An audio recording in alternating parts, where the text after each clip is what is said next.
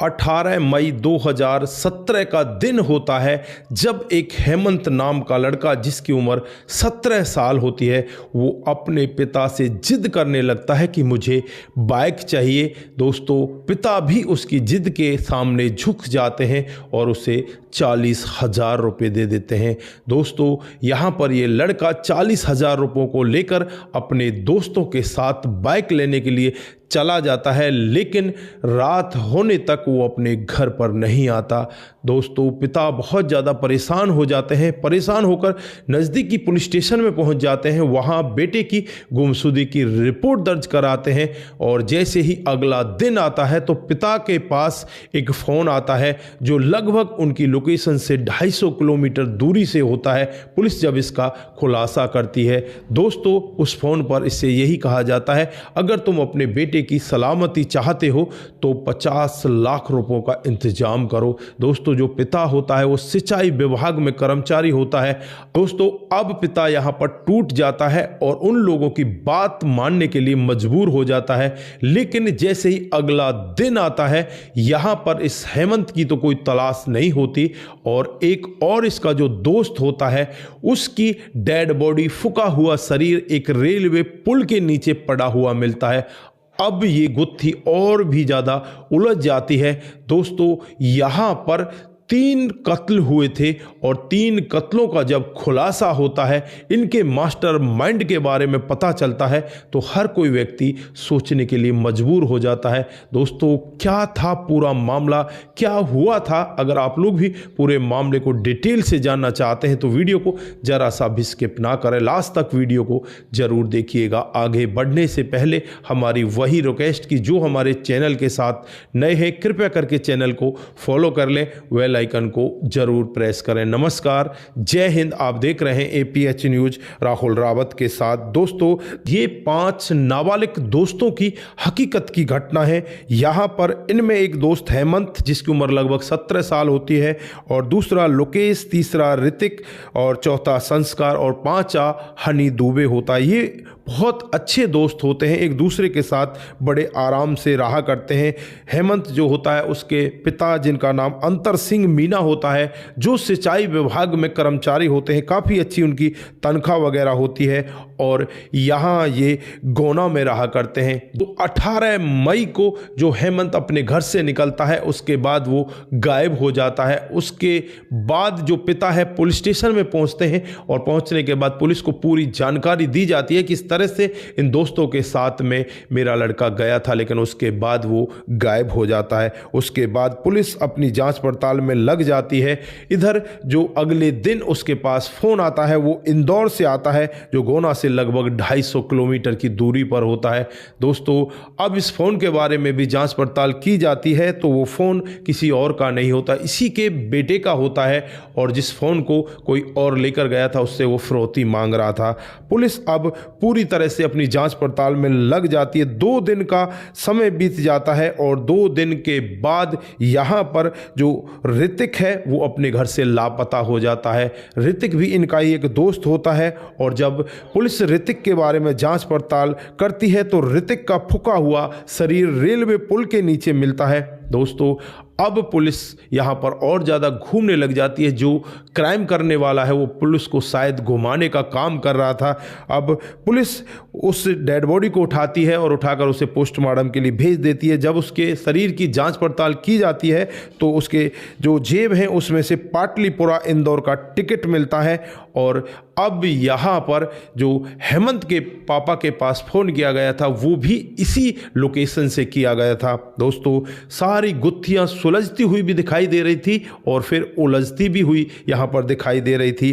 अब यहाँ पर पुलिस लोकेश, हनी दुबे और संस्कार को अपने पास बुलाती हैं, जो इसके दोस्त होते हैं। तीनों से यहाँ पर डिटेल से पूछताछ की जाती है।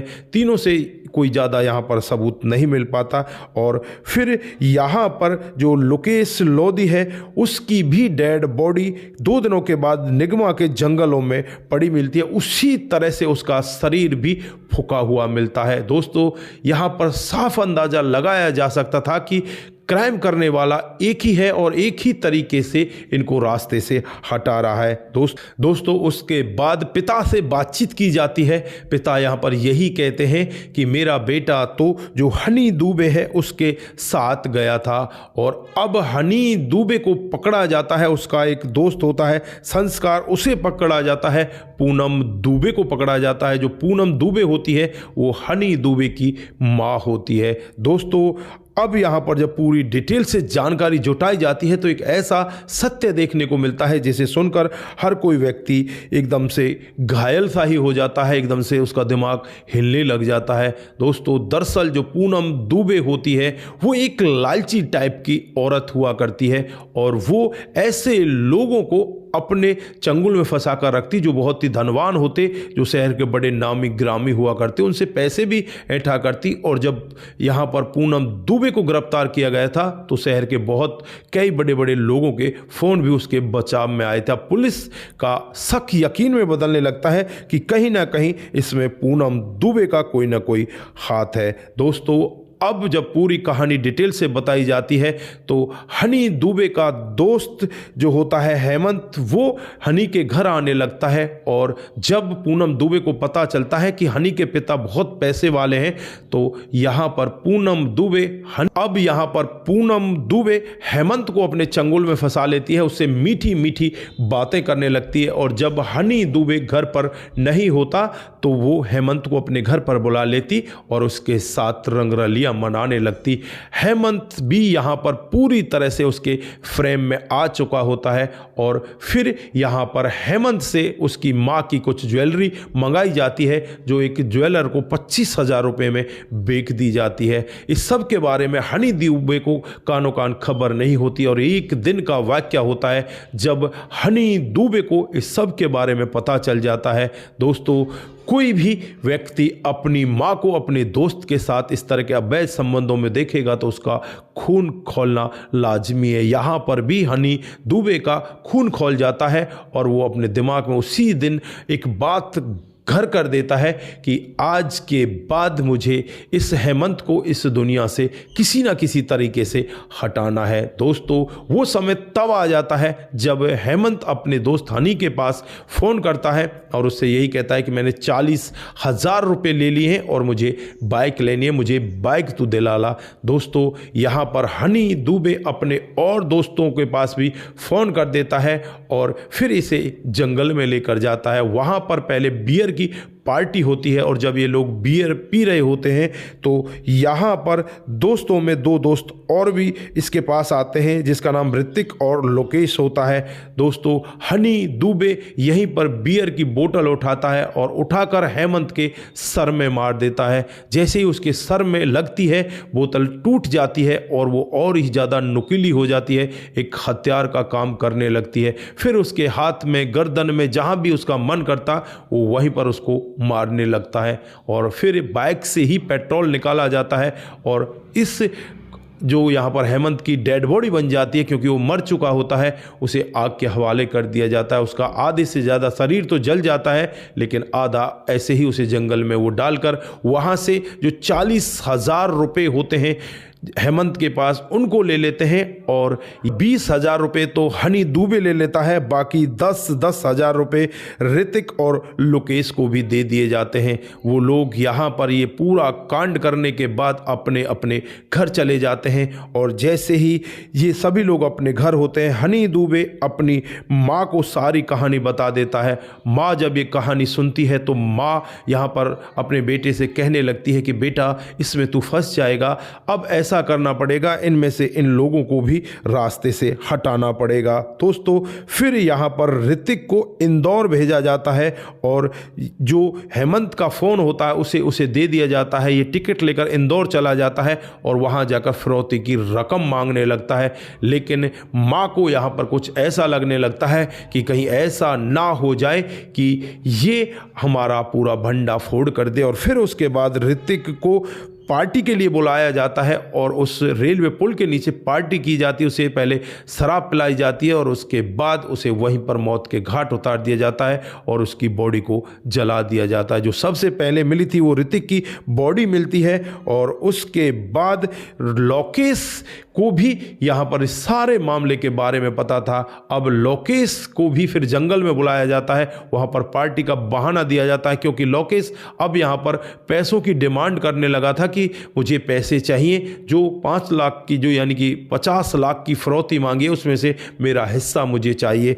दोस्तों अब लोकेश को भी रास्ते से हटा दिया जाता है। बचा संस्कार को भी ये रास्ते से हटाने वाले थे, लेकिन उससे पहले यहां पर पुलिस इन लोगों को गिरफ्तार कर लेती है। दोस्तों यहां पर पहली बार ये मामला बहुत ज़्यादा उछलता है और उछलने के बाद ये मामला कोर्ट के अंदर चला जाता है और पहली बार एक नाबालिग को उम्र कैद की सज़ा सुनाई जाती है। दोस्तों यहां पर जो माँ बेटे हैं दोनों को उम्र कैद की सज़ा सुनाई जाती है, लेकिन यहां पर मानसिकता देखी जाती है कि ये किस उद्देश्य से इस क्राइम को कर रहा है, कैसे इसने इस क्राइम को अंजाम दिया। उस तरह से कि नाबालिग को उम्र कैद की सजा नहीं सुनाई जाती, लेकिन यहां पर इस केस में इस लड़के की मानसिकता को देखा कि इसने किस उद्देश्य से इस लड़के को, यानी कि एक नहीं 3 लड़कों को इस जहां से विदा करवा दिया। दोस्तों मानसिकता के आधार पर इसे भी उम्र कैद की सजा सुनाई जाती है और आज ये दोनों के दोनों जेल के अंदर बंद है। तो दोस्तों ये रही आज की एक हकीकत की घटना, यहाँ पर किस तरह से पहले पुलिस को गुमराह किया गया और उसके बाद जब इस मामले का खुलासा होता है तो बहुत ही चौंकाने वाला खुलासा होता है। तो दोस्तों आप लोग यहाँ पर क्या कहना चाहते हैं, आपकी जो भी राय है एक बार कमेंट बॉक्स में जरूर दीजिएगा। आज के लिए बस इतना ही, फिर मिलते हैं किसी नए मोड के साथ। तब तक के लिए आप अपना ख्याल रखें, परिवार का ख्याल रखें, सतर्क रहें, सावधान रहें, रिश्तों की अहमियत को जरूर समझें। दोस्तों जिन साथियों ने हमारे पिछले वीडियोज पर कमेंट किए थे उनका नाम हम यहाँ पर बारी बारी से लेने वाले हैं। जो सबसे पहला कमेंट आता है कुमार केसी जी का आता है, जय श्री राम, जय शंभू, नमस्ते। नमस्ते जी, बहुत बहुत धन्यवाद। राहुल जी हमें कमेंट करते हैं, वेरी नाइस स्टोरी, बहुत बहुत धन्यवाद। उसके बाद सुमेर सिंह जी हमें कमेंट करते हैं, आपका जो कहानी है वो बहुत ही अच्छी लगती है, बहुत बहुत धन्यवाद। उसके बाद अम्बेडकर वासी उत्तराराम मेघवंशी जी हमें कमेंट करते हैं कि मैडम साहिबा का बहुत बहुत धन्यवाद, आपका भी बहुत बहुत धन्यवाद कमेंट करने के लिए।